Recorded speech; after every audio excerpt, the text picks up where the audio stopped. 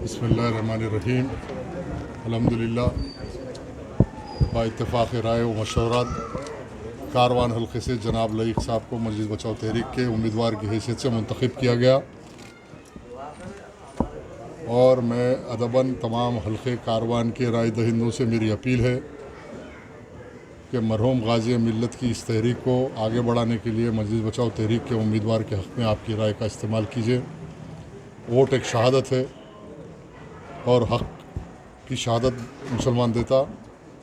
इंशाअल्लाहुल अज़ीज़ मजलिस बचाओ तहरीक की क़ायदीन आपके दरमियान में रहेंगे, गाजी मिल्लत की तरह आपकी खिदमत करेंगे।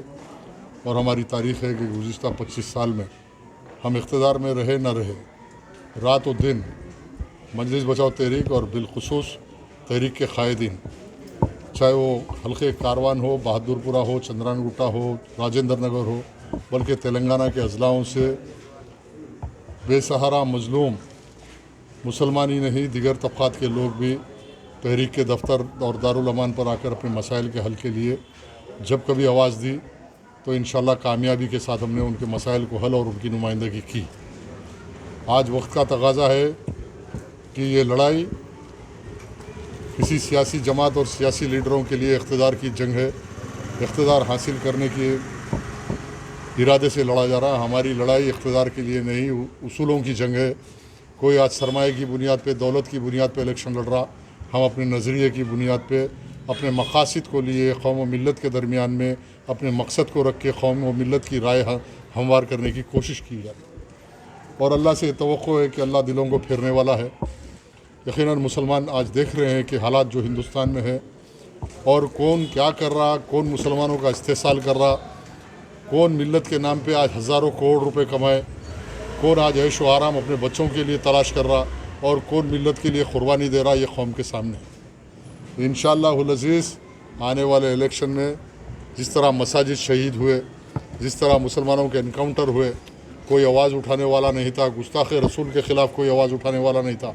अगर कोई आवाज़ उठाया तो मजलिस बचाओ तहरीक और उसकी क़ायदीन ने आवाज़ उठाया। मेरी तवक्को है कि तमाम मुसलमान वोट देने से पहले हालात को सामने रखें। वोट एक ज़िम्मेदार फ़रीज़ा है, ज़िम्मेदारी का फ़रीज़ा है। आप सोच समझ कर किसी से मुतासिर हुए बिना आज हालात को सामने रख के सोचें कि आपको कैसी क़ियादत ऐवान असम्बली में चाहिए, या ऐवान असम्बली में किसी चीफ मिनिस्टर के क़सीदे पढ़ने वाले लीडर एमएलए चाहिए, या ऐवान असम्बली में मसाजिद की शहादत, औक़ाफ़ की 5 लाख करोड़ की जायदाद जो लूटी गई उस पर आवाज़ उठाने वाला चाहिए, मुसलमानों पे होने वाले जुल्म इनकाउंटरों के ख़िलाफ़ आवाज़ उठाने वाला चाहिए, या ऐवान असम्बली में खड़े होकर किसी चीफ मिनिस्टर के क़सीदे पढ़ना, उसकी खुशनुदी हासिल करना, क्या इसी का नाम क़ियादत है? ये फ़ैसला मुसलमानों को करना होगा। आज वक्त आ गया, अगर आप फ़ैसला नहीं करेंगे तो ये हालात बदलने वाले नहीं है।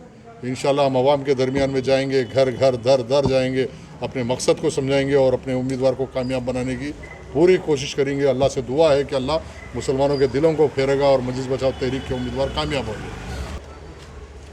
ये अज़हर मिन शम्स है। इलेक्शन कमीशन को मालूम है, पुलिस डिपार्टमेंट को मालूम है, इंटेलिजेंस को मालूम है। यहाँ पे इलेक्शन ऐसा हो रहा कि वोटर लिस्ट में हर कॉन्स्टिट्यूंसी में 60-70 हज़ार बोकस वोट लिखाना।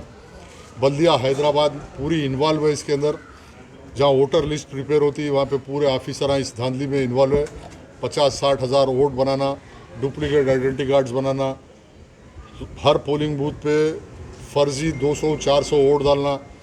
आप देखो अगर कॉन्स्टिट्यूंसी में अगर 200 बूथ पे 200 वोट डाले तो 40,000 वोट होते। यही इलेक्शन का नतीजा है। मजलिस बचाओ तहरीक की कोई हार नहीं हो रही, हम मुझसे लड़ रहे। सिस्टम की फेलियर है, इलेक्शन कमीशन की फेलियर है, इंटेलिजेंस की फेलियर है, पुलिस डिपार्टमेंट की फेलियर है। बड़े बड़े आईपीएस ओहदेदार पोलिंग बूथ पे रहते और उनके सामने बोकसिंग रिगिंग होती, कोई रोकता नहीं। इसी का नाम तो इलेक्शन हो गया। हर हाल में हम अपने मकसद को लिए कौम व मिल्लत के दरमियान में है। चाहे जो संगीन हालात होंगे हम इलेक्शन लड़ेंगे और कौम व मिल्लत को बेदार करेंगे, ताकि आने वाले हालात में बदलने के लिए कहीं ना कहीं कुर्बानियाँ देना पड़ेगा। हम कुर्बानी देते रहेंगे। हालात में तब्दीली आएंगी, आज नहीं कल हमारा उम्मीदवार कामयाब होगा और मिल्लत के लिए फिर से एक अमानुल्लाह खान जैसा क़ायद मुसलमानों की खिदमत के लिए सामने आएगा।